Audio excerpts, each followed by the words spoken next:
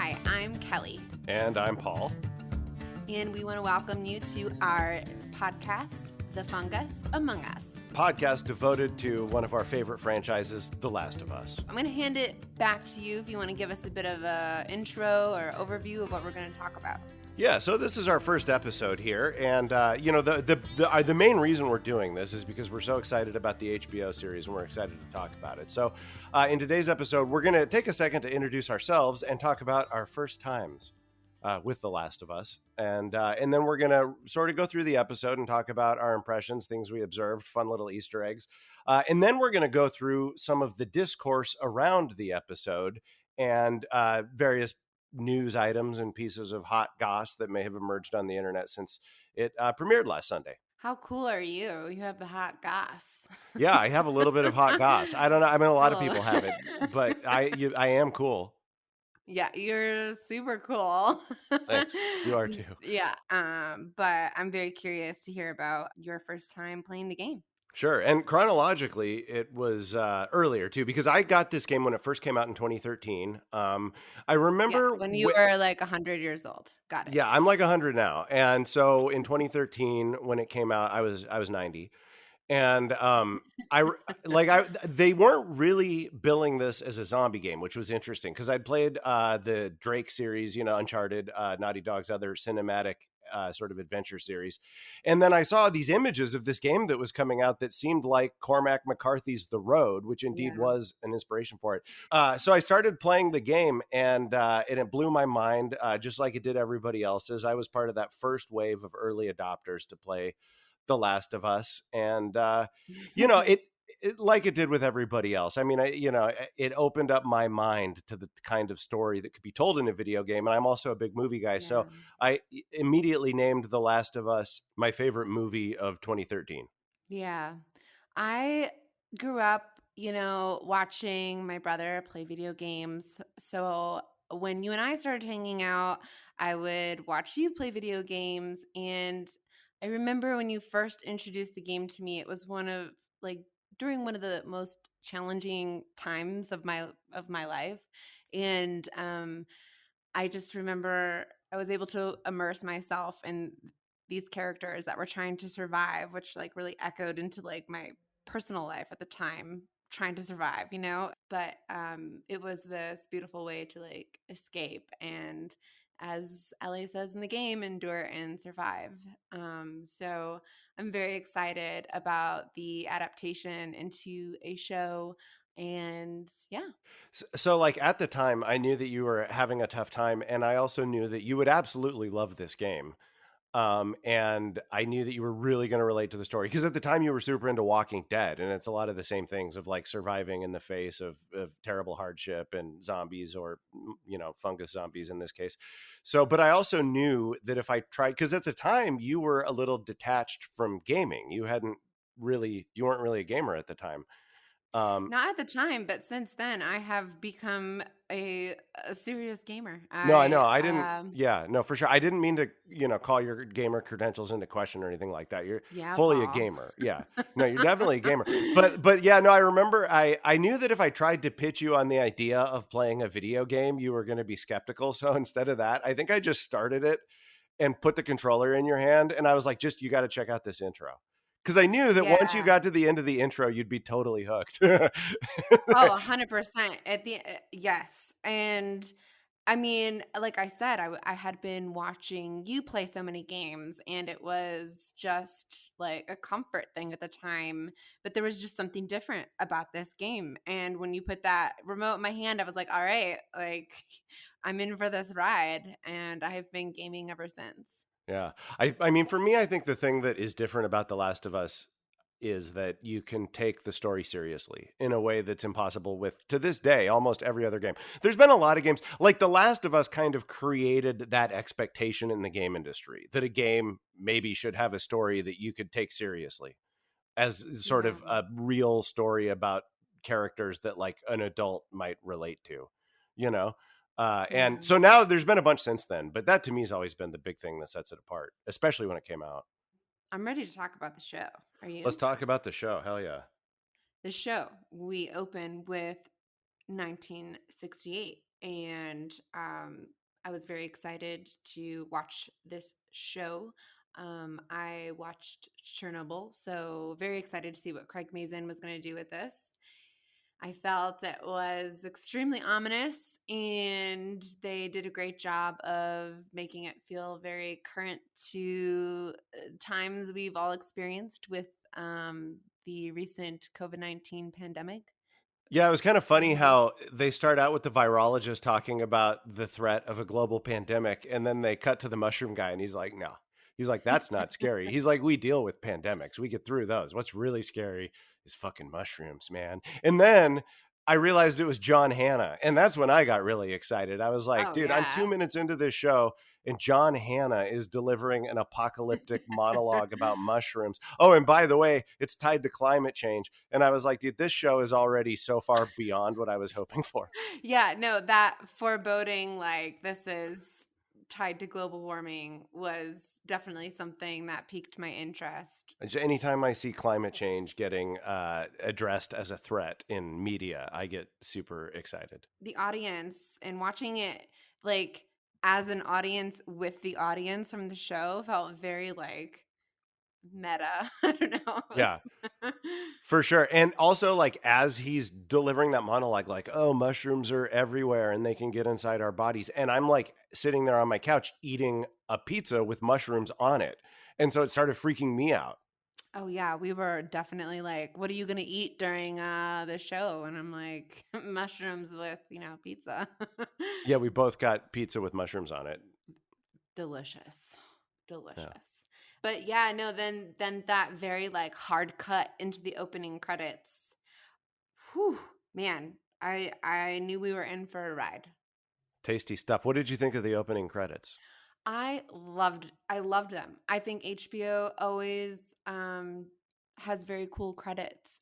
The way that, like, Joel and Ellie are sort of, I don't know, what is it, like, cordyceps mushrooms standing at the very end of the credits? Sort of Yeah. like, yeah. They like 2 mushrooms of Joel and Ellie, I guess. Yeah. It was also cool to hear Gustavo Santolaya's score as, like, an HBO theme, because, like, in the Mhm. Oh, game, yeah. a lot of the time his score is a lot quieter and a lot more subtle. So it was fun to see it taking center stage during an HBO opening credits. Yeah, I mean, it took over me, man, like, I felt like Were you dancing? Were you I might as well have been. I was completely immersed in the world as soon as that music came on too. Oh, I yeah, totally. listened to his music so much. It definitely was incredibly powerful. I'm very curious to know your thoughts. I may be jumping ahead a little bit here. They changed the outbreak year from 2003 from 2013.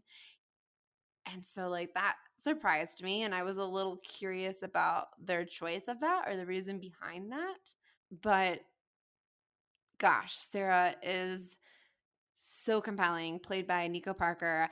I didn't realize this until after watching it that Nico Parker is Thandie Newton's daughter. And I was like, "Oh my gosh, I can see the Oh, talent." shit, I didn't know that, but that's Yeah. awesome. That I could see it, totally see it now. That explains why she's so, Yeah. awesome. It must run in the family, being a great Yeah, I actress. mean, I'm a huge fan of Westworld, and Thandie Newton and her character, Maeve, is one of my favorites. So I was like, holy cow, this girl is so talented." It definitely runs in the family. Yeah, in terms of changing the infection year, I mean, I think that, well, because the game came out in 2013, so that's why it was 2013 in the game. It was just present day was when the infection started. So, if they were gonna stay totally true to that, they could have actually just had the infection start in 2023 and then jumped ahead. But I guess I think it seems to me they bumped the infection year back to 2003 so that present day would then become an alternate timeline where the Right. world has totally gone to crap.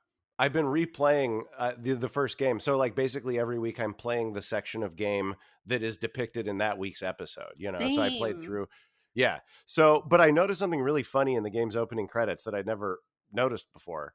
Like the opening credits are kind of similar, except for it's black and white and it's a little more understated. But like there's overlapping audio of like different news reports around the outbreak. Mhm.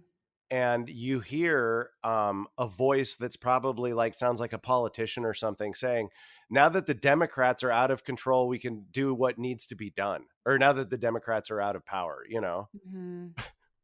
Wow. So I guess this whole world is a commentary on Republican governance, you know, because Yeah. to institute martial law and create Fedra, which by the way, it's like still martial law 20 years later, which can't be necessary, you know. Mhm. Yeah. It required Republican seizing control of the government. I just Yeah. thought that was a really funny little piece of commentary I'd never noticed before, and you know, but from 2013, and it's even more timely now. Yeah. I mean, they did such a great job with the show and world building. With when Sarah's in school, you can see President Bush and his portrait on the wall, or like later on, there's like a Gore and Lieberman T-shirt in 20 years later, and like things that have been left over from that time. So on the topic of Sarah, I mean, you know, I think the big difference here is that we spend a lot more time with her during this opening sequence in the show than we did in the game. Yeah. We see her whole day. You know, the game picks up in the, you know, basically at night, just before the outbreak happens. And Yeah, I mean, they do a really great job of making us fall in love with her. And as if, she's leading the story, how she responds to the crisis too, and wondering if like it's a terrorist attack. That fear, like it could have been so real. I was probably about her age in 2003, 2004. Um, so I just like kind of remember that feeling of like discovering issues, not so immediately the way we do now with our iPhones and news notifications. that was that moment where she asked if it's a terrorist attack was such a great way to ground it in the year 2003, because that was during that post 9/11 era. So that there's a lot of very, very smart little details like that in the writing of the show that I really appreciated. Yeah, me too. I definitely appreciated that we were able to connect more with Sarah and Joel and their relationship, because I think that's going to play so well later on in Joel and Ellie's relationship. There was also, I mean, on that topic, there was a line that I really liked where that is not in the game, because this was a scene where she gives him the watch. Most of the dialogue in that scene was lifted directly out of the game, and so there's a lot of scenes like that where they took the dialogue from the game but sprinkled some more stuff in. And in this version of it, Sarah says, "You were never going to do it for yourself," referring to getting the watch fixed, which is Yeah. such an interesting line, and it really sort of clarifies something that you kind of can gather from other parts of the episode, which is that like Joel's a little bit of a man child and she kind of takes care of I him, was gonna which I thought was a great detail. I think, yeah, I don't know if I would necessarily say man child, because I feel like he takes on so much responsibility with his work. He's clearly in 2003 a construction worker. That's true. Ex He's a you know, single dad and he's making it work, so I don't want to judge yeah, him too he's like harshly. I'm a working man child, so I like to think that he would be too. He's But working so hard to provide for his daughter, and I think that's what kind of elevates Sarah and her character in the show versus maybe in the game, is that she is kind of a caretaker to him. I mean, you have that subtle like drink this orange juice for vitamin C, or like they're eating their eggs together, and I love that he yeah. takes like one drink of the orange juice and then kind of rolls his eyes and goes back to chugging coffee. It's so good. Exactly. I So really, good. so far I'm loving this version of Joel. Like I've seen little blips of feedback that maybe like he's a little too soft, and I'm like, I don't know, I don't think so, and we'll dive into that in a little bit as to Uh, why. Yeah, I mean, there's a lot of interesting stuff to talk about there, but boy, I'll tell you, he sure wasn't soft by the end of the episode. Oh That yeah, final I moment was know. nothing soft about that. But yeah, no, I am too. And you know, it's funny going back and playing the beginning of the game. And I mean, I love Troy Baker's performance. He's been getting dogged on a little bit, but like, I still like his performance. But Wait, I will how's he getting say, dogged on? you know, people are now calling his performance wooden, and I don't know, you know, but also like he's a voice actor in a video game. It's a different kind of acting, and it's a different form of Yeah, expression, you know. totally But different. I love yeah, but Joel in the game. I love no, me Troy too. Baker's performance in the game, 100%. I Oh think, yeah, no, yeah. I'm with you. Yeah, no, later on, yeah. sorry. Yeah, no, I'm totally with you. I've got nothing but love for Troy Baker, but a video game character ultimately, especially a video game character that originated in 2013, is going to have Yeah, a lot of trouble competing with a human being in a video. Like it's just so. But going back to the game and replaying that opening section, I found that I was immediately missing the Pedro Pascal live action version of Joel. He just defined the character that well that he right. kind of, Mhm. without me realizing it, replaced video game Joel as the definitive Joel, which is pretty Wow. impressive for a first Mhm. episode. Yeah, definitely. I feel like we should kinda dive back a little bit in time to Sarah and, our introduction with Tommy. Um, I loved Yeah. their family dynamic when Tommy enters into their home and he's like eating leftovers. It just felt so real. And there were so many moments that established Sarah as like very intelligent. And you just, again, I felt like they did such a great job of making us so attached to this character. Yeah, they really, in the same way that they gave us more of an opportunity to fall in love with Sarah at the beginning, they gave us a lot more of an opportunity to fall in love with Tommy, which was really nice because he Yeah. is kind of a cookie cutter in the game. And he actually got moments during that intro, which was really cool. And another thing about Tommy that I noticed that's crazy is he Gabriel Luna sounds exactly like the dude who voiced him in the I game. Like there's that know. I admire that so much. Like as an actor, like that can't, he must have worked on that, on nailing that voice. And, Mhm. I've come to believe that for adapting video games into like live action stuff, the voice is almost more important than the look, because Oh, video game yeah. characters, you don't look at their faces a lot. You're always looking at the thing you're fighting, but you hear their voices constantly. Yeah. I mean, I associate Ellie's voice so much with Ashley Johnson, who Oh, plays yeah, the totally. character in the game. And so when I imagine Ellie in my mind, I hear her voice before anything else. But yeah, again, their family dynamic was very special and unique and relatable, and I loved it. With Tommy, they established right away too. You can see that bumper sticker on his truck that he's a vet, so we know he's been through war and he's Yeah. experienced devastating situations. I felt like that was an foreboding, ominous kind of moment. The way they like really did a tight shot that he's a vet, which I'll speak more to that in a little bit. But, so we get into Sarah being at school and something I really am dying to know your thoughts on. Sarah's in class and she notices a student's arm like twitching, and I had to watch it back again to like double check. This student, I think it's like a medical bracelet, and I'm wondering if like that's one of the first signs of seeing like the infection. It seems that way because yeah, but like the twitching was ambiguous. It kind of also looked like the kid was maybe just, fidgeting in class. It wasn't like a Sure. really serious looking medical twitch. But yeah, I mean, it's pretty much got to be, right? Like that's that the whole it's like the whole opening sequence is her seeing stuff that's ominous, as she goes about her Right. day. So, We go into the clock shop next, right? Is that what happens? I can't remember. yeah, yeah, she leaves school and she gets on the bus and she goes to the watchmaker to Yes, get there the we go. watch repaired. I Yeah. like clock shop. Yeah, I think either one's fine. um I mean, technically, it's probably just like a repair jewelry shop. store. It's Yeah, probably yeah. a jewelry repair store. What do they And call a person who works on clocks? Like a chronometrist or something? I don't know. yeah, well, I'll have to Google that. Important.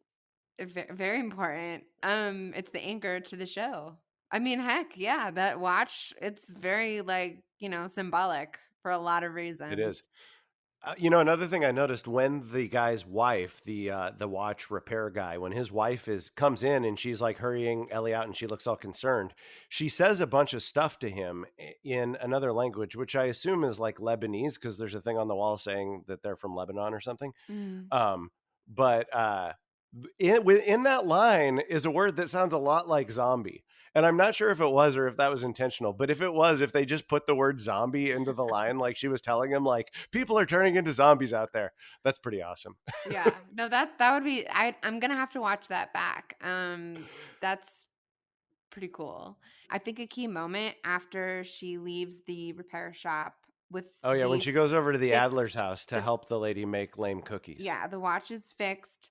She lame cookies. Oh, because they Well, have yeah, the she wants raisin, chocolate chocolate chips, and the chip. lady's like, yeah. Yeah, the lady's like, she first of all, she's like, "Oh, Jesus this and Jesus that." Yeah, And you then gotta Ellie's be like, "Can we right have some with chocolate chips?" Jesus. Right, everybody's gotta get right with Jesus, and, like, "Can we have chocolate chips?" Like, "No, we're gonna have raisins." And I'm like, "God, that is such a church thing to do." I heard a lot of like maybe theories that there's something with the food that started this infection. The fungus, the Yeah. fungus Well, among yeah. I us. mean, that was one of the things that I had on the docket for later when we talk about the response. But we can dive into this Right. fan theory now because I actually, if you want, I mean, I actually I do. subscribe I to it. I think do. there's a lot. Okay, so Yeah, number let's run through one, it because this is the first time I noticed the food because there's like pancake mix missing in the morning and like maybe that's a right? good thing, maybe Right. Yeah. that's Well, no. Basically, what the theory is that the cordyceps infection that killed the world and Last of Us was spread through contaminated flour. So okay. support number one is the pancakes. Sarah's trying to make pancakes, but she can't make it there out of pancake mix. So they don't eat gluten or they don't eat the flour. And Yeah. then they see Mr. Adler taking crumbs of biscuits and stuffing them into Nana's Oh mouth. yeah, earlier that And there's the whole morning. thing about like, oh, do you want biscuits? And Joel's like, no, I'm on Atkins and stuff. I have a Right. feeling he said that to move it along. He didn't Well, want I mean, but but I the think it may also, references, yeah. right, but it may also be true. Another great 2003 reference, by the way, everybody was Yeah, into Atkins back then. But also, 100%. Joel is a pretty good looking dude, and he's got, I noticed, a treadmill in his bedroom. So maybe he really is on Atkins because he wants to keep his figure. He's a single dad, and the weekends he puts down the hammer and nail and he goes out on the town. You know what I mean? Wait, side note, I'm almost 36, and when they said his birthday, that day he was turning 36, I was like, "Get out of here." I don't Yeah. know. Well, I Big didn't Daddy buy it. Pedro, he's 47. Yeah, I thought He's 46, 47. 47, something like that, but still, that was pretty funny. Yeah. Anyway, But back to the fan theory and the food. okay, so then there's the whole cookie thing. Like she gives Sarah a bag of cookies, but Sarah doesn't have any, probably because they're raisin. So once again, Yeah, she's she's not gonna eat accidentally raisins. right. I know. Actually, I like raisin cookies, but yeah, chocolate chips are better. And then she wants to make Joel a birthday cake, but she can't because or wait, no, Joel's supposed to pick up a birthday cake, Yeah, Joel's right? supposed to pick up a birthday cake. He But comes he didn't. home at 10, not 9 as Yeah, he promised, or something right. along those Well, lines. the fitting they gave him the wrong fittings. What are you going to do? But they took longer. And in Um, the middle of all that, when she's taking the DVD from the Adlers, I love how they have the, what, Granny Adler out of focus in the Nana. background. Nana, She goes yeah. by Oh, Nana. Yeah, yes, and yes, she's Nana. In the background, just, like, twitching, and it's creepy and it's weird, and then you have their dog Mercy, like, concerned and moaning. Another like, if it's not that kid twitching in class with that medical bracelet, the first sign you see of it in the game I mean, in the show is Nana Adler twitching, I mean, and I it was think it's the kid creepy. too. I know, but it was so creepy. Right, I know, it was creepy, it was creepy. But okay, so no, but then here's the other important thing is that they have a whole conversation during breakfast about how the thing is starting in Jakarta, Indonesia, and that's Mhm. one of the biggest exporters of flour. Right. Okay. So I mean it seems to be drawing this, connect the dots thing where contaminated flour originated from Jakarta. It's now infecting people all over the city because it's gotten into the food supply. It explains why the cordyceps infection went worldwide almost immediately and Mhm. spread fast enough to kill off humanity. And also, I mean, just as like perhaps a foreshadowing thing, during his monologue at the beginning, John Hanna mentions ergot, which is what LSD is derived from. But Yeah. ergot grows on wheat. And, like for instance, a lot of people think perhaps the Salem witch trials were in part driven by people eating wheat that was infected by ergot and then tripping on it. So it's kind of the same infection vector that perhaps the show is doing. Yeah. Joel comes home with out a cake and back to They this gave him the wrong moment. fittings. Back to this like moment pulled right out of the game that I love was when Sarah gives Joel the watch. Joel's like, "How'd you pay for it?" And she's like, "Drugs. I sell hardcore drugs." She delivered that line so well. And I think it makes it all the more heartbreaking in a sense because Joel later on is selling hardcore drugs. Which, by the way, he himself takes later to get himself to sleep, to keep his demons at bay long enough for him to fall asleep. But what he gets in return for those is cigarettes, and then he Yeah. gives the cigarettes to the radio guy Mhm. who is helping him contact Tommy. His brother, right. Yeah, But I mean, the whole thing, like, I just thought it was like a really like I remember that moment in the game for whatever reason, and to see it like come to life in the show, I think Nico Parker playing Sarah did such a fabulous job. yeah, I It's like agree. really hard to pull those moments from a show into, I mean, from a game into a show, and it plays so well without Yeah. it feeling forced. Oh yeah, we're gonna be getting into the moment that Tommy calls Joel. This is where, things start to change, I think, from the game a bit. I can't quite remember. But This was also where it really hit me how much he sounded like Tommy. Like when Joel picked right. up the phone, I was picturing the video game character on the other end of the line. Mm, right? Exactly. And what I love about it is that he's in jail for like helping a waitress or something for like punching out someone that was like harassing a waitress or a woman. And I was like, Tommy is hardcore with a heart. Yeah. um Probably. I mean, it sounds like it was maybe an infected person that he was stepping into the fray with. Oh, interesting. I didn't Yeah. think of that. Um, But also, yeah, the deviation from the game is in the game. It just Sarah just falls asleep, and then she wakes yeah. up later and the house is empty. You don't really know where Joel went or what he was doing. So this is where things really begin to change, I think, in the show. Sarah wakes up alone in the house, bombs are going off.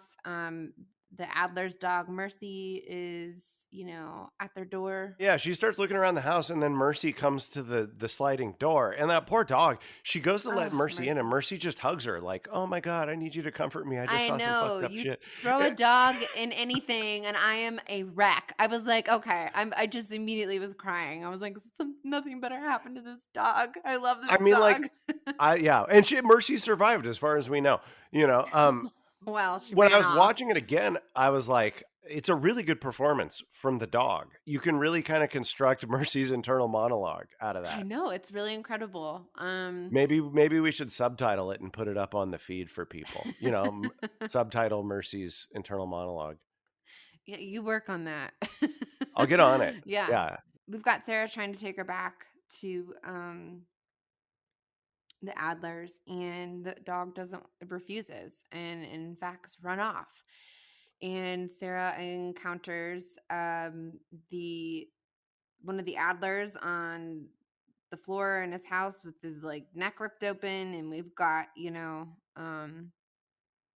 this just disturbing image of Nana Adler over her daughter, one of the Adlers. And this is where you see it. These like tendril things coming out of Nana Adler's mouth. Ugh, ugh, ugh. Oh my gosh. It just gave me chills. Yeah, it was pretty great. I think that Nana Adler is the guy's mom. I think that the guy is her son, and then Yeah. the religious raisin lady is her daughter-in-law. This is the theory I've developed. Religious raisin lady. Love it. Yeah, because check it out. Because first of all, the guy is feeding her biscuits, which are much tastier and which she's not really able to eat. But I that's not know. stopping him from breaking off crumbs and stuffing them into her mouth. Because as her son, he doesn't want to admit that his mom can't eat biscuits anymore. And then the lady is feeding her a Green strange goop. bowl of green goo. Yeah, it looks like paint almost. And she's like, "It's green. You like it." And then later she walks away going like, "I don't know why I even talked to her. She can't hear anything." And Yeah. I'm like, dude, that is a daughter-in-law who isn't as 100%. emotionally connected to Nana, right? Exactly. Yeah, that's my read on it. I'm glad we hashed that out. I'm sure something that was on our listeners' minds. I'm certain of it. I've seen so many shows, especially The Walking Dead, where a character is introduced to a an infection, a disease, a zombie, and her reaction to it is just so authentic to me, at least, like, I mean, I don't know, I've never seen a zombie before, but I'm just saying, like, the way she is watching that happen, I was certainly terrified in that moment and for Sarah. Yeah. So what I'm getting here is that you really liked Nico Parker's performance. Oh, shut up. Yes. I mean, I think it's because you don't get that time with her in the game, and as you're playing the game, she sticks with you. So the fact that we get so much of Sarah in this first episode, I don't know, it was pretty cool. It was cool. I'm with you. I dig it. I mean, it really connects you to her, and you feel like maybe. I mean, I remember when I first played the game, I knew that it was about this dude transporting this teenage girl. I didn't really know that it wasn't Sarah the first time I played the game. As I'm playing through it, I thought maybe this was like it was going to be a couple years later, and she was going to grow into the character I saw in the box or something. So, Mhm. and then in the show too. I mean, I think if you're going into this blind and you don't know where this intro is going, it'd be really easy to think that you were being introduced to a character that you were going to be with for the rest of the season or whatever. Yeah, I mean, well, so far she's the protagonist, so it makes sense. Um, That's true. And the game did a version of that. To be fair to yeah, the game, like putting you in control of Sarah for the beginning of the game connected you to her in it was like the video game version of what the show did, I felt right. like. Yeah. So we've got Sarah running away from Nana Adler in this just, oh my gosh, a series of chaos ensues here, and Joel is getting back with Tommy. Immediately, Joel is indicating something's wrong by screaming to Sarah, "Get in the car now." Um, there's a pause, and Nana Adler comes out all zombie like, twitching and crazy. Joel takes that wrench and kills her, and they all get in the car. I thought what was so awesome and just gave me like flashbacks to the game was that car ride. I mean, Yeah, I that was an iconic moment from the game that translated so beautifully into the show. so beautifully. I almost felt like I was in control of what was going on in the moment, um, by watching the show and knowing the game. I Yeah, I was wanted to yeah. like push the thumbstick around to look out the different windows like I you can know, can in the right? game. Like, Me um, too. one thing also that I really loved about that moment in the show specifically is cutting around so that you can see Joel's face. Because in the game, you're just looking over Sarah's shoulder, so all you see is the back and side of Joel's head. And there's some really important character moments for Joel. Like where he decides not to leave the family, and where him and Tommy see that their friend's house burning and all that stuff. And so it's Mhm. just like you could just go so much deeper into Joel's reaction to those moments and Pedro Pascal's, awesome performance. And so I mean, it's just reminding me again how much more opportunity the camera has to tell the story. Yeah, also during that car ride too, Joel, kind of showing his cards and how ruthless he's going to be to protect those he's responsible for. They drive across a family, or next to a family that has a kid, and Tommy's like, they've got a kid, and Joel's like, so do we. Um, it just kind Yeah, of, keep going. yeah. You Now saw in it the just keep game, now going. in that moment in the game, Sarah says, we should have helped him. I don't think she says that in the show, does she? No, one thing I found interesting though was Sarah was so concerned that they were infected. And I, like, kinda wondered, I was like, "Is she? Was she?" Um, Yeah, it starts to beg the question. She was concerned yeah. about it because she'd been tooling around the city and seeing her infected classmate and stuff. One thing I found so cool that I could if you're just, like, really listening into, sound and sound effects, when the car crashes in the game, they pull that similar sound from the game in the show when the car crashes as soon as the plane lands or not lands, it crashes. It's like a like I can't quite recreate it here, but if Wait, try one more time though. Are you serious? Are you messing with me? No, that's what the listeners want. Yeah, no, try one more time. No, trust me. Everybody listening is like, yeah, I want to hear her try again.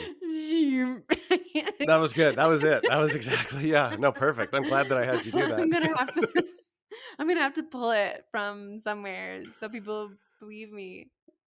Excellent world building. You've got that right before the plane crashes. You have people running out of the theater, and it says on the what is it? The Marquis. Yeah, marquee. Sorry, Midnight Massacre. I'm like, this just could not get more artistically awesome. Everything, every detail. I They didn't did even notice that. That's great. every detail was just so cool. But so Tommy and Joel and Sarah are separated, and Joel takes Sarah down by the river, but they come across these really, really creepy situations. These victims are just laying there, still awake, as like their necks are being sucked on. It was just creepy. It wasn't like they were being devoured into pieces.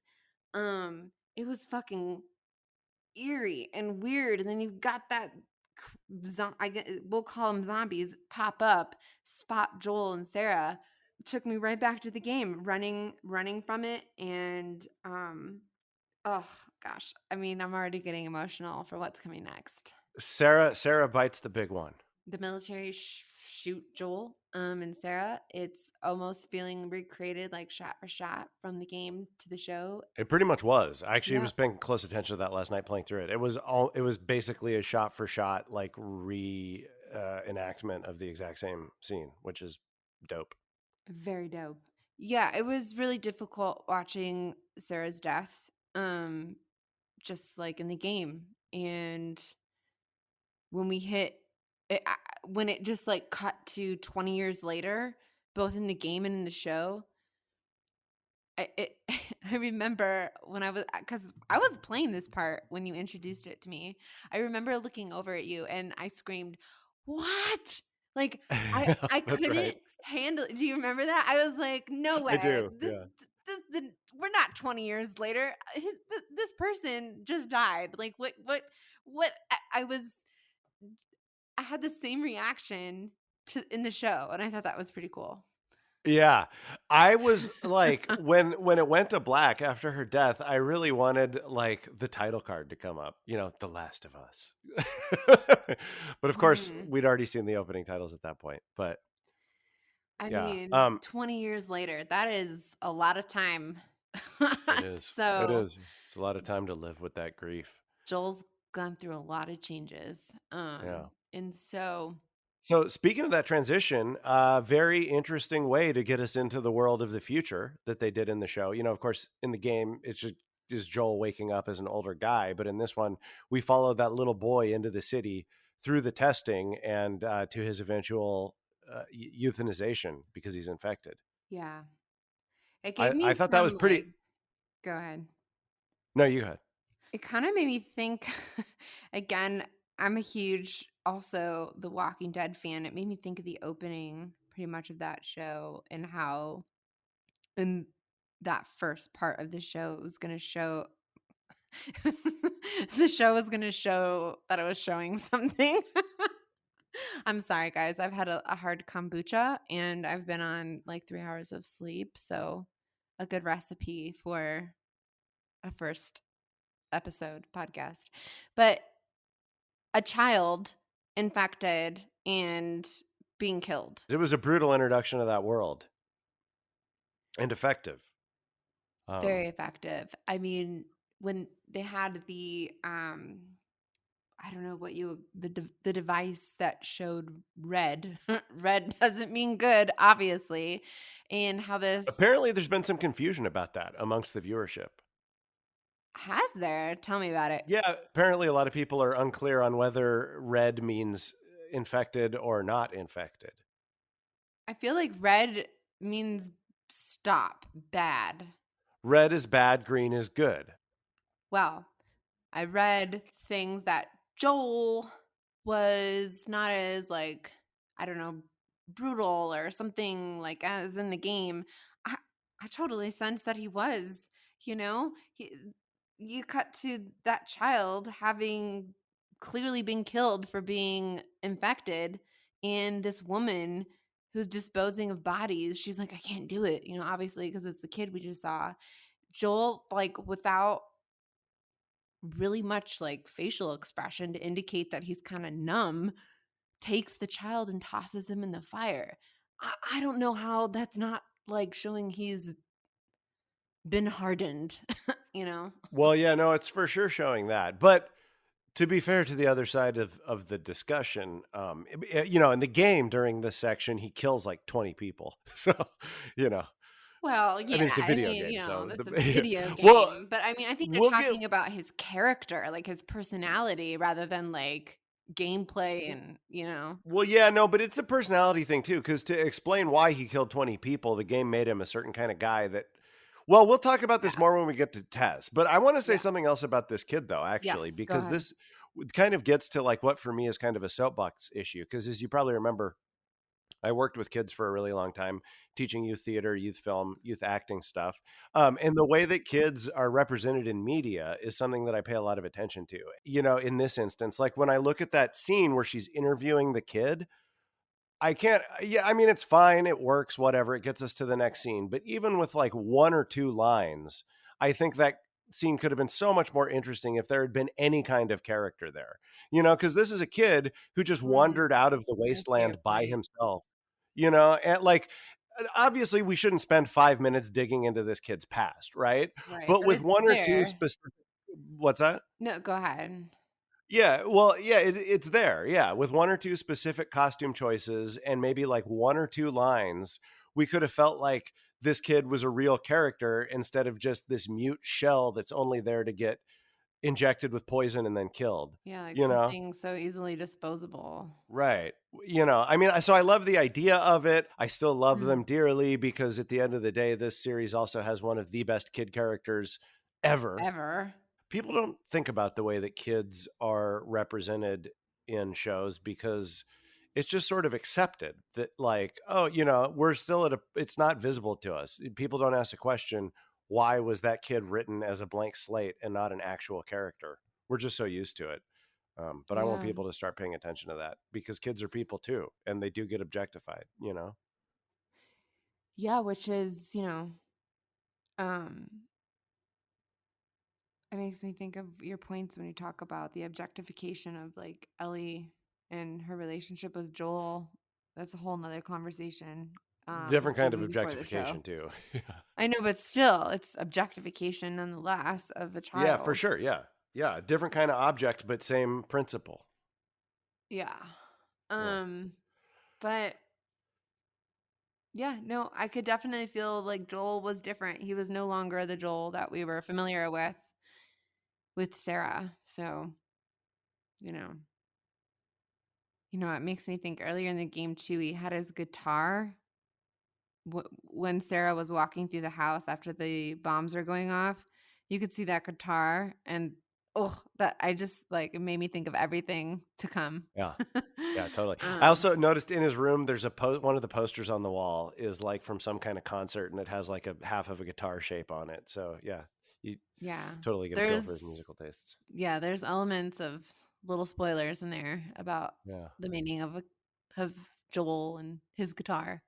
Which I don't know if you'll allow me to mention this now, but I'm thinking about it since the times are different, and since we're in now 2023 in the show, the iconic song, Future Days.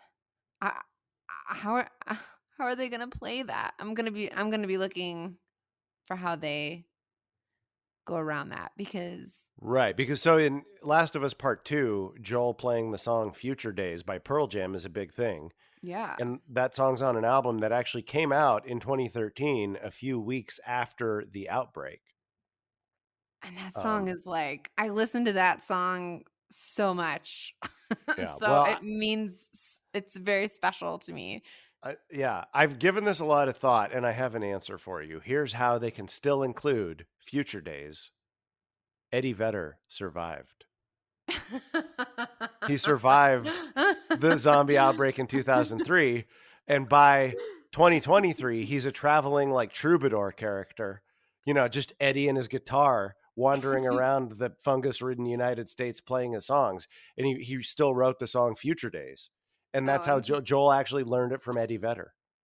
And Fedra just allows him to have little concerts here and there.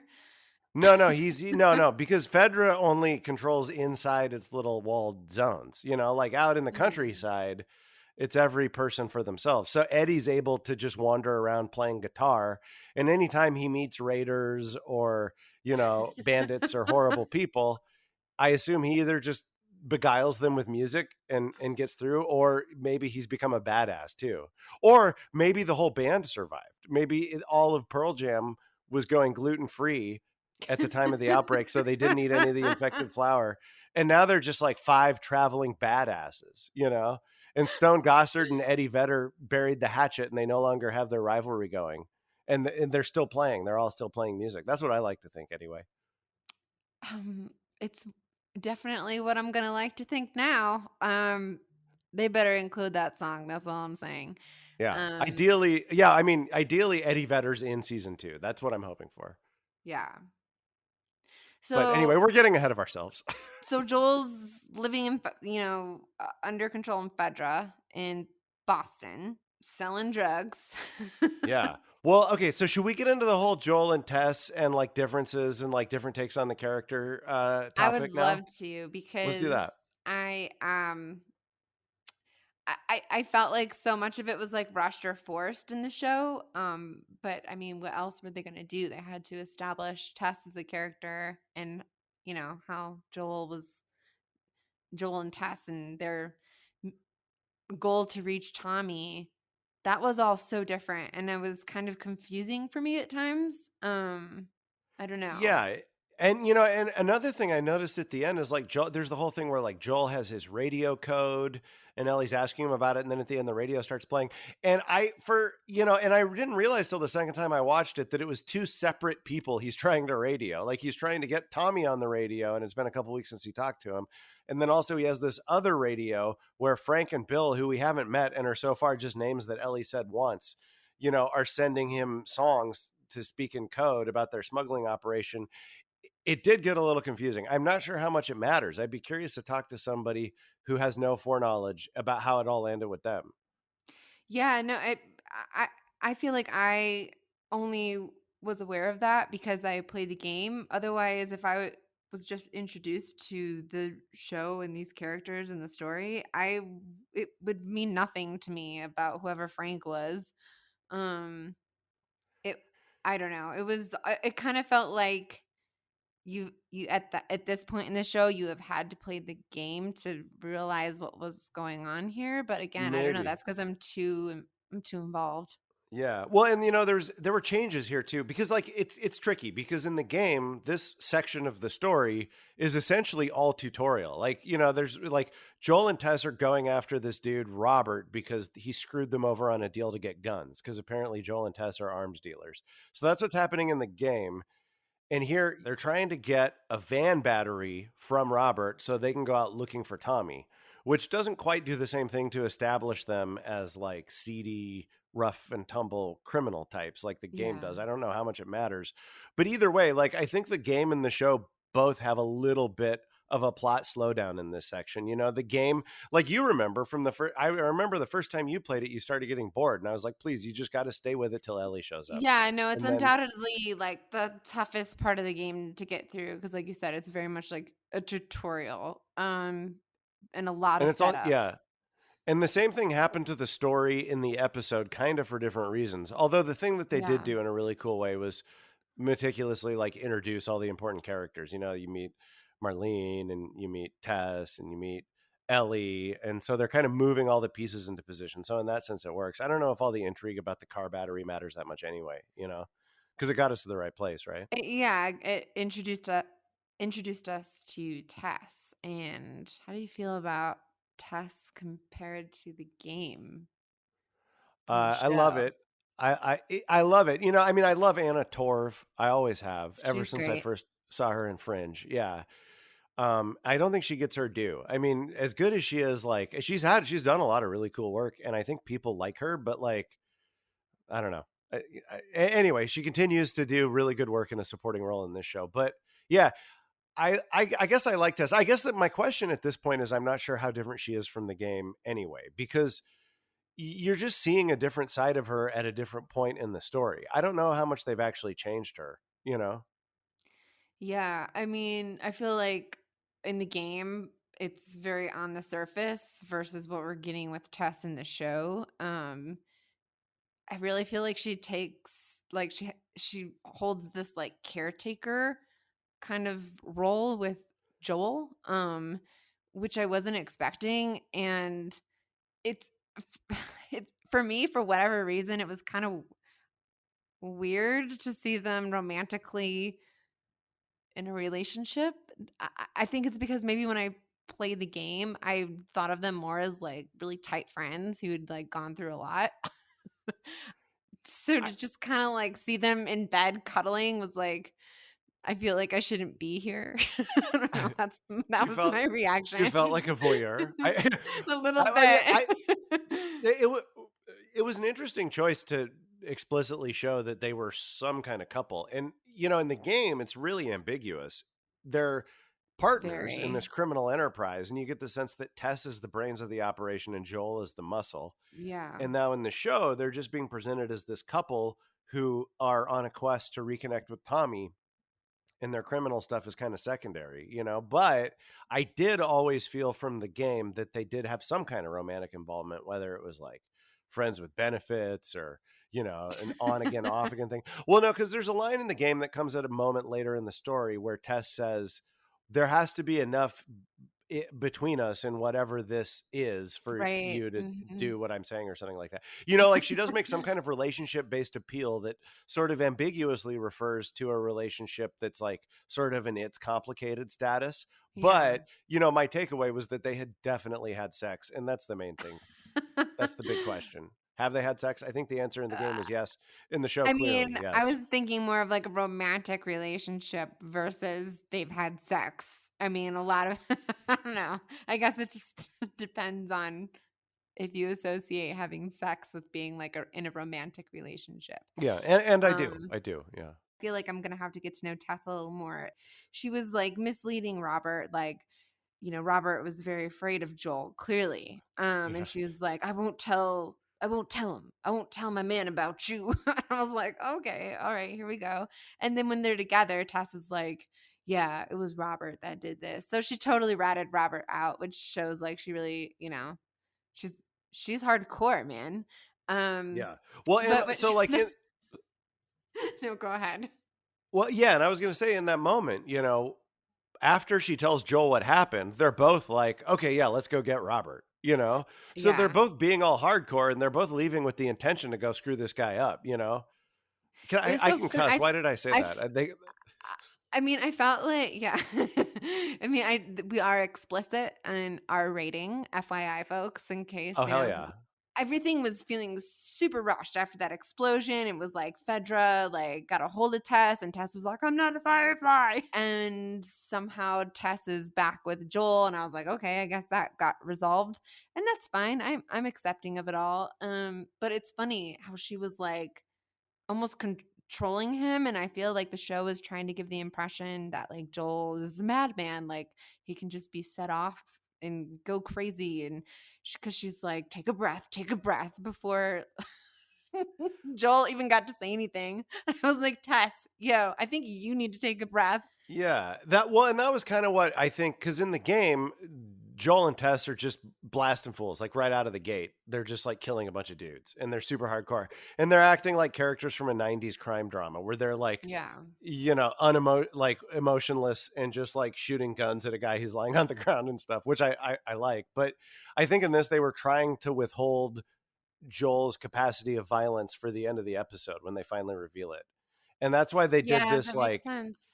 and that's why they did this shell game because Joel and Tess are like, okay, yeah, let's go kill Robert, and they leave. And it's like, okay, so they're going to go be hardcore criminals.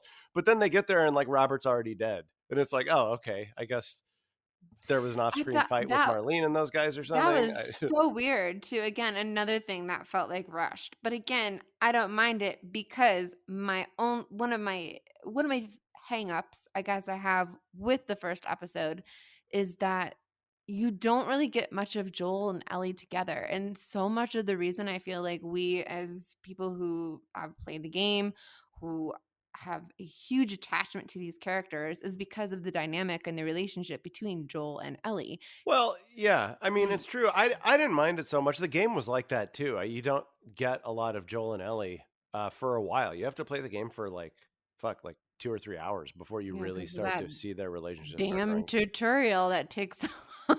Yeah, I don't know. I didn't. But I here's one mean, thing. Here's one thing I will say but this though. is a show versus the game, like, Yeah, but I guess the question is like, yeah, I mean, so it's interesting because as we've been talking about this sort of tangle of intrigue with batteries and radios and bombings and all the stuff that's going on, part of me wonders like, would it have been simpler if it had just been like 20 years later, Joel throws the kid's body on the fire, he goes home, Tess is there. And then like the right after that, the next beat is like the opening of a detective story where Marlene just comes to them and is like, I got a job, and then they're leaving the city with yeah. Ellie really soon after that. I don't know if that would have been better or not. Well, here's what I will say though. The scene where Joel and Ellie meet is much cooler in the show than it is in the game. That thing where Ellie comes out of the side room and Oh, tries to stab him, 100%. and then he pulls the gun on her and stuff. Like that was a pretty iconic, awesome meeting. That her intro into the game is pretty underwhelming. And the way she meets Joel in the game is kind of a throwaway moment. So I thought they really like had an awesome moment together when they first met. Oh, yeah. Playing the game too, Ellie's like she used that knife to, like, stab people and help Joel in attacks, and so definitely got that sense. It felt like a bit game-like to me, and I loved it. Yeah, 100%. Their introduction in the show was epic.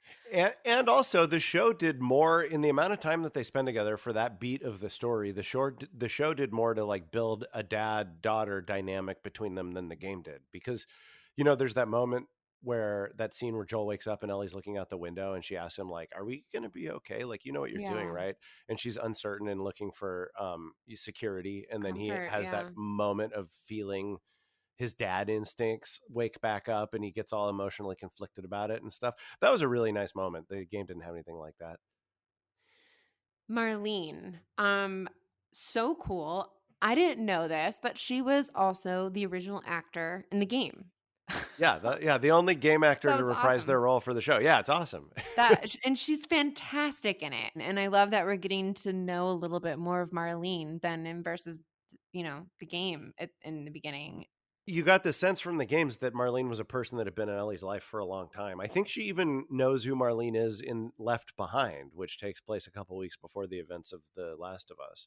Yeah. So yeah, it was just there was a lot of weird sort of reshuffling of story elements in this part of the story that I don't know. It kind of broke even for me. I don't know. Like some of it gave us some really nice moments that really work well in a show. Some of it seemed a little unnecessarily complicated, but at the end of the day, it got us where we needed to be, and the big moments hit hard. Yeah.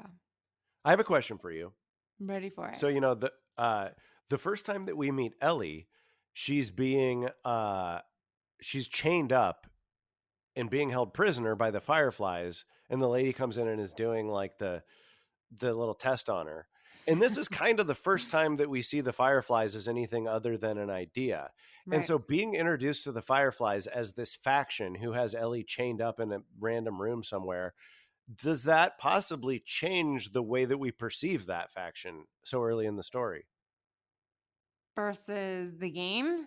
Yeah, the game in which the Fireflies are in the beginning, it's just like you don't really see them a lot, but you get the sense that they're freedom fighters. It's a little Right. less complicated. It's just like, oh yeah, well, obviously these Fed Dragoons are bad, and so the Fireflies are good. But here you still do kind of get that, but it's maybe like it's maybe tempered a little bit by the fact that like, oh, there are also people who are keeping this little girl hostage and are being kind of mean to her. So much of this again for me was still confusing because I was like, where in relation are these people to each other? Because like the Fireflies have their like symbols written over the city, and then Tess is being held captive, and the Fedra explodes, and then Marlene is nearby, then Robert is somehow with Marlene.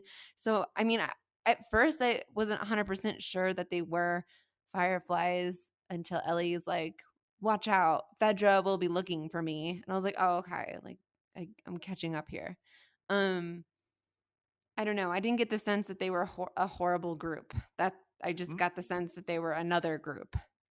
I guess what I'm saying is that they take you behind the curtain with the Fireflies and let you see a lot more of them early on in the show than they did in the game. And I I have a just lot to wonder. I mean, say I'm about always think. that, but What's it that? would mean I have a lot to say about that, but it would mean spoilers. So Right. Yeah, I'll have that's to the other thing, refrain. right? Yeah, we don't want to. We want to be friendly to people who haven't don't know the story, but uh, I always try to put myself in the mindset of somebody who doesn't know the story and how would it be landing with them. And I guess what I'm wondering is like, what would their impression be of the Fireflies? One thing I'll say that I kind of miss, at least confused me at first when watching the show, was when Tess and Joel went underground and they were exposed to an infected that had, grown into the wall, that they didn't have their masks on, which indicates that, this is, not something you can breathe in. I really missed the spores. I thought the spores made this so unique in the sense that, like, for Ellie's immunity, that she could just breathe it in. And it has a lot of that means a lot of changes later on. Yeah, there's a lot of story moments that turn on Ellie's ability to her immunity to the spores. For those that don't know what we're talking about, in the game, the cordyceps infection is transmitted by these gigantic clouds of spores that kind of float around. And so there's parts where the characters have to put on gas masks to get through them. So I mean, I'm here to embrace it. It's an adaptation, but it is something that I already miss and know I'm going to miss. And I'm curious about their choices to why they cut that out, why they Well, changed they've that. talked about it in interviews. What have They, they said? yeah, what they said was, and I mean, Okay, so I don't. and I'm mad about why they cut it out.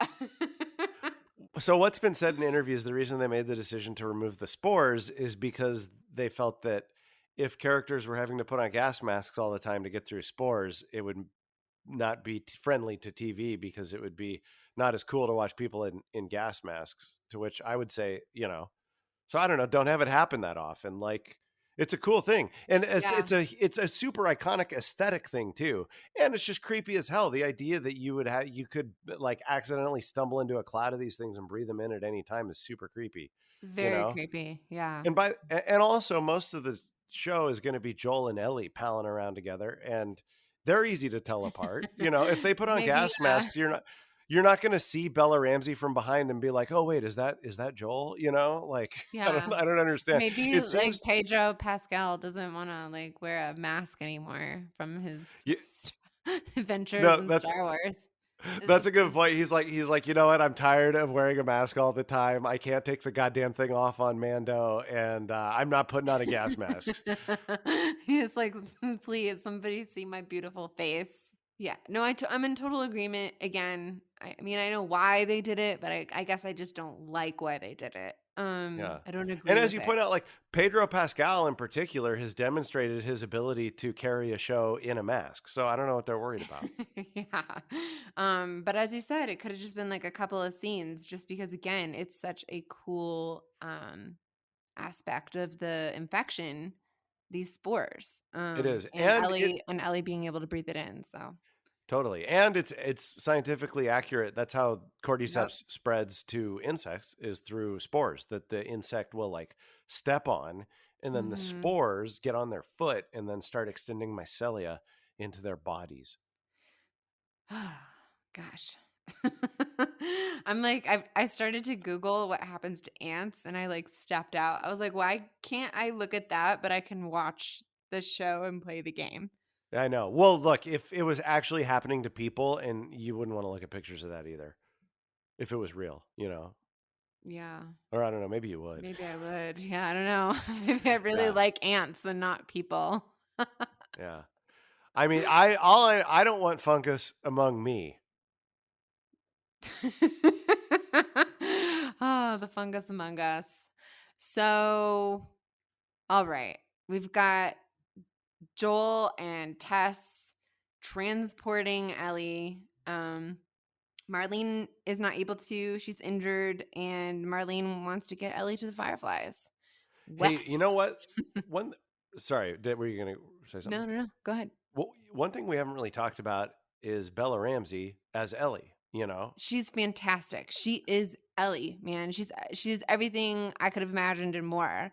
But I guess one reason why I didn't jump right into it, or maybe didn't, is because I've ingested so much of like feedback and people's thoughts and ideas of what they thought Ellie was or who she should be, and I think that's the reason why my mind just didn't go there immediately. Well, there's also been, I mean, there's been a whirlwind of unjust hate about the decision since it was Yeah. announced too. My only concern about Bella Ramsey playing the part is that I wasn't sure if she was the right type, because I saw Game of Thrones and I was like, oh, okay, so she's like this amazing performance. She's like commanding these adults, but I'm like, okay, so she's like this imperious British, very proper type, you know? And then I saw Catherine call Birdie, which she's amazing in, and I was like, oh no, she's like a goofy, awkward type. And now finally watching this, I realized like, no, she's a chameleon actor. She's one of those super rare Yes. actors that transcends type. She can be anything because she just disappears into Ellie as easily as she has those other two roles, and they're all like super duper different, and like so like almost immediately. Just the way she inhabits the character from the second she was on screen, I was like, oh yeah, no, this is perfect. And that was my final thought about it. It's just She's just it's amazing. I think it's yeah, no, exactly. I think it's because I've seen her performance in other things that I initially wasn't like a concern I had. Um a year ago or something now when they shared the cast of The Last of Us. I I actually wasn't as familiar with Pedro Pascal, so I was more like, what's he gonna be like as Joel? See, I and I knew him wasn't from Mandalorian, so I was like, oh, he's going to be fine. I did see one criticism that I'll come to later, which is kind of funny, but what uh, is it? I'm curious.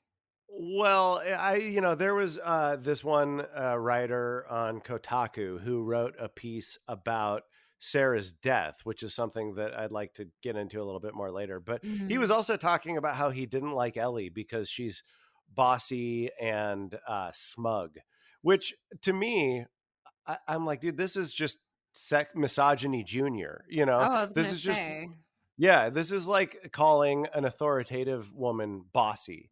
Ugh, It's just applied to a yuck. teenager. It's the same thing. I'm like, well, yeah, she's smug and she's I guess you get bratty, right? But like a male teenage protagonist in a show like this would 100% be mouthing off to people and being a smartass and flipping people off. So anyway, whatever. That guy's opinion on that topic was That whack. guy stinks. Well, I don't know if he stinks or not. He might be a perfectly cool dude, I don't know. If he's misogynistic, it's not cool in my book. Fair enough. Fair enough. It's a pretty small sample set to draw any kind of a judgment, That's but all the set I need, but sample I need. yeah, no. Well, look, you call Ellie a brat, and you're getting my hackles up. That's for sure. But I You say like you that don't like Ellie, right, yeah. I mean, I guess I think most 13, 14-year-olds are bratty regardless. sure, in the sense that a lot of kids are brats, maybe. But that Exactly. was, he was specifically saying like, I don't like Yeah. this character, and he was saying it in that voice. I could hear it, even though it was an article that was written. He definitely had like a whiny nerd voice, like, she was too smug when she figured out his radio code. That's what that guy sounded like. So that hard kombucha like is coming down a little bit and you sound ridiculous. What? I know. That's because I was capturing the voice of that writer. Oh no, that's not how you really sound? Wow, I must be drunk. Shut Um up.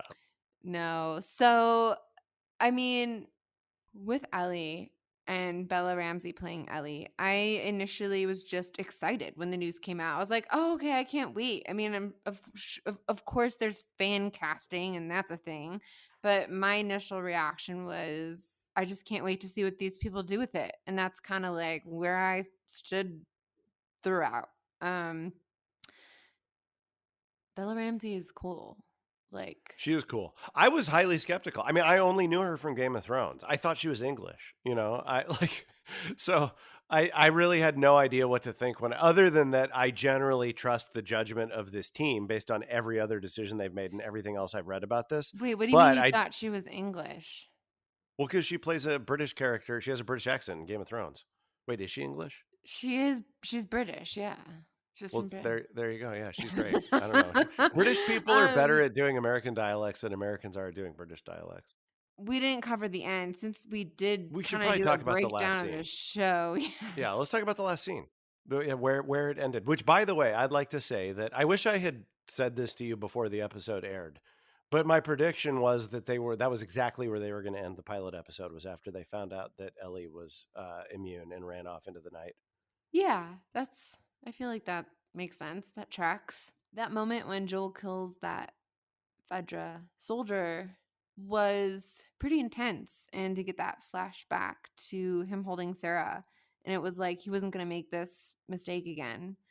That moment, I think, revealed that he could be very violent, you mentioned earlier, and it was, I think it made it that much more powerful, especially because he was protecting people around him that he was in, in charge of, which, by the way, plays off that moment very early on in the show in 2003, when Sarah is like, family or not, if those are depending on you, it matters. And the fact that this new kid is depending on him, I think that really echoed and played well in this moment. Was Tessa's reaction kind of weird or unexpected? I feel like she would have been more hardcore and like maybe just killed someone that was immediately positive for the infection. I don't know. That felt kind of like a weird moment. She was like, "Oh, okay." Like she showed me the scars. We can move on. That moment where Tess finds the thing, that the tester thing, and finds out that Ellie's positive because the light is red, kind of got lost in, I mean, not lost, but it Y- kind of happened at the same time that Joel was pulling himself back from Right. his rage fit.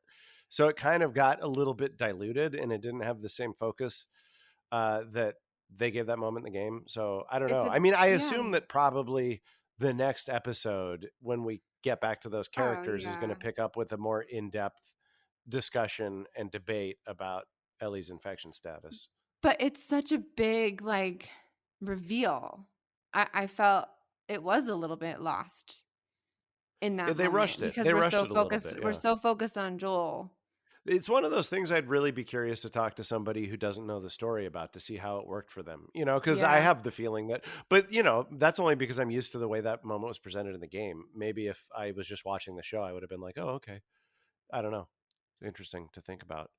Um, but I love the way that they sort of, because what the choice that was made in the pilot here was they more or less reserved Joel's capacity of violence for a reveal at the end, and they're asking the question. There's the part where Marlene's like, "Oh, I know what you're capable of," and then Ellie's like, "Oh, what are they capable of?"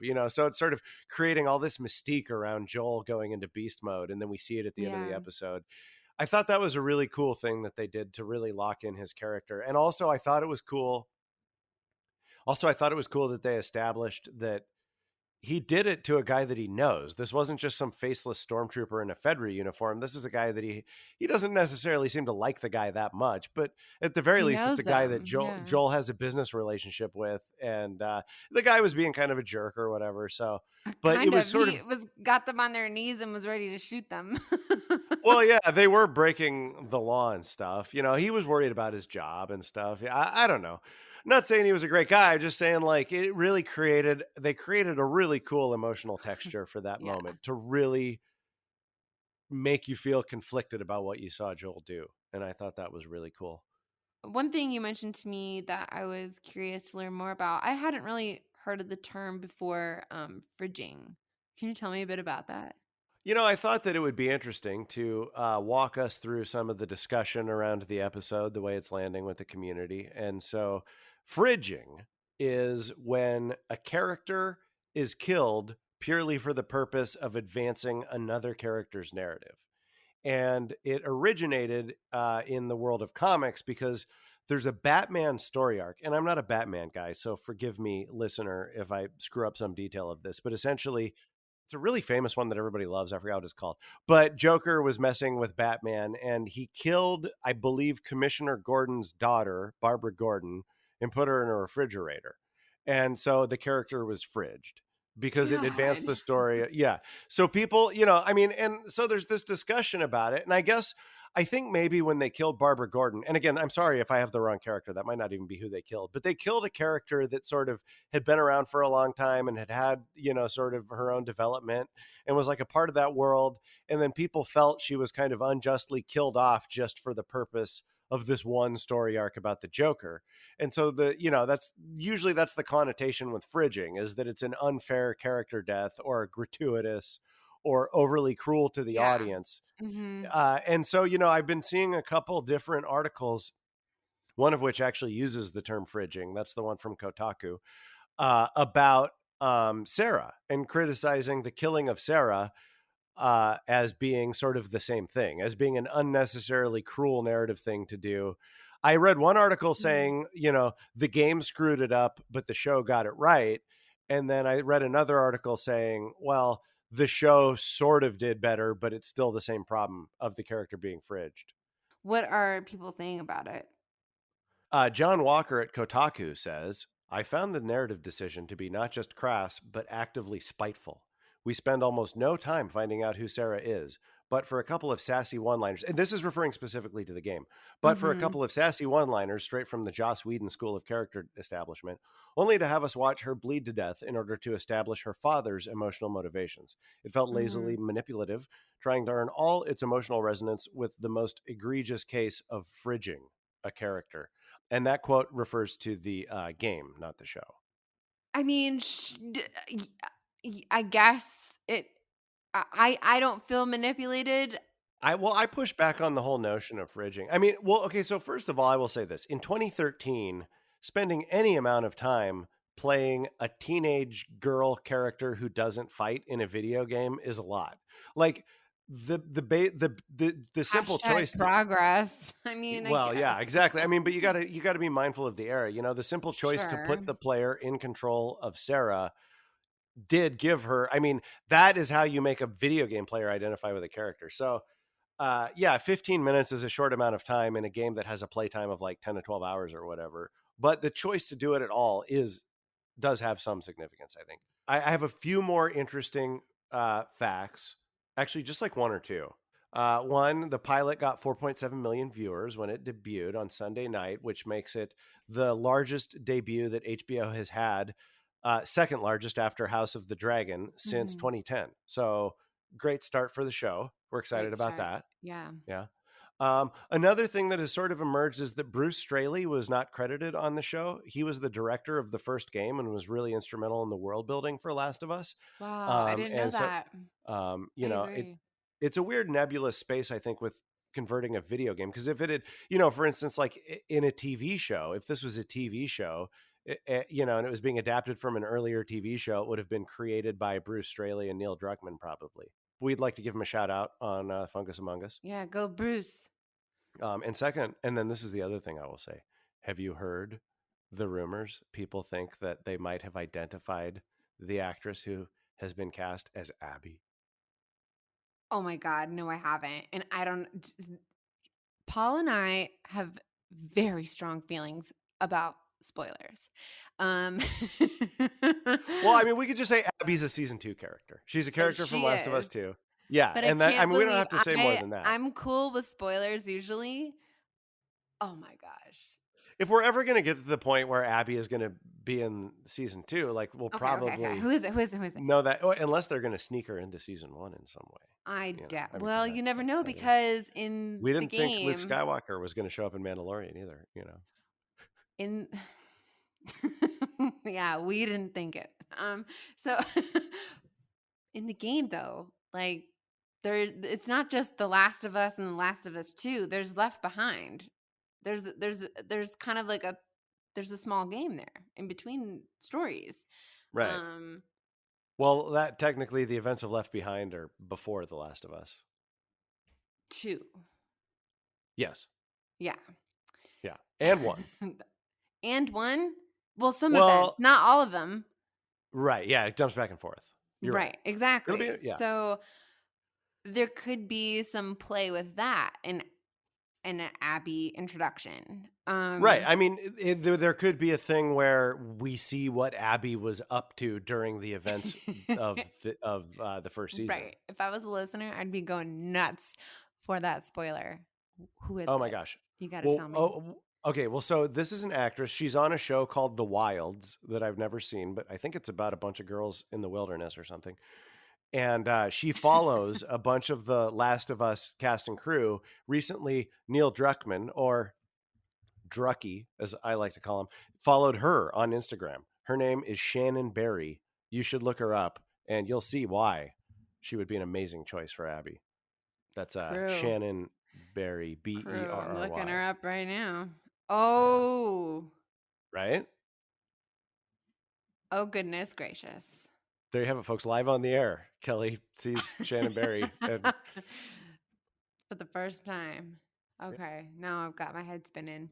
Um, Gosh, I guess they would be casting this early because they could be going into season 2, who knows, of like the game for filming. well, I mean, yeah, they've Um, got like Bella Ramsey is 19 playing 14. And so there's no reason she couldn't be like 19 playing 24 in yeah. a year from now. If this Yep. is successful, which it almost certainly will be, and they are going to do a season 2, which they almost certainly will, you know. Yeah. Wow.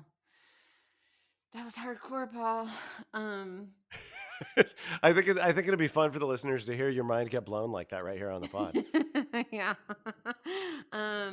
So if you have made it to the end of this podcast, you're our new best friend.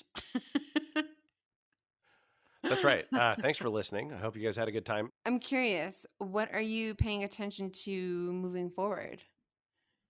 We're going to see a lot more of the infected soon. We're going to see clickers and stuff. I'm really excited to see how that lands. Oh, yeah. Uh, I'm so yeah, excited for these clickers. Like getting the teasers and the trailer. that's exciting. Yeah, I'm really excited. I mean, I have a pretty good sense, I think, of what's going to be in episode 2. I don't think it's going to take us into the territory that the game has not, because I know there's going to be a bunch of stuff that wasn't in the game. I don't think we'll see too much of that in the next episode, but I'm really curious about that. Probably more than anything else, I want to see the story moments that aren't in the game at all. I'm really excited about that.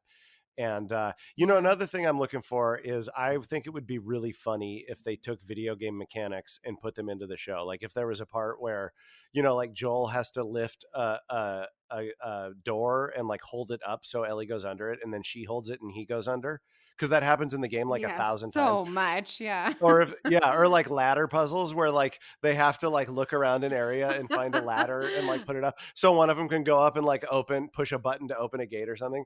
Like I really want the show to do that at least once, and do a part where like Ellie has to sit on like a floating wooden pallet and Joel pushes her through flooded areas. I'm so excited to get to know these characters a little more. Marlene and Tess. When we get to Frank, he's he's a beloved.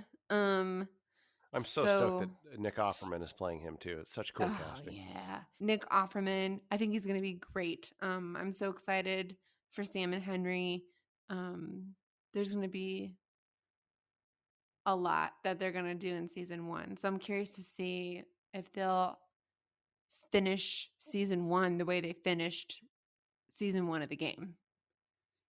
My prediction is yes. We'll see. Yeah, same. Stay tuned to find out. That's right. Yeah, no, we want to thank you for listening to The Fungus Among Us. This is our first episode. We have a long ways to go, and please give us a shout out on our Instagram, The Fungus Among Us Pod. Yeah, be sure to subscribe. Click that subscribe button so you never miss an episode, people. Yeah, thank you so much for joining us. We are looking forward to having special guests along the way. And please email us, send us your questions if you have them, your thoughts and feelings, reactions to the show to the fungusamonguspod@gmail.com. And see you next time. Bye, everybody.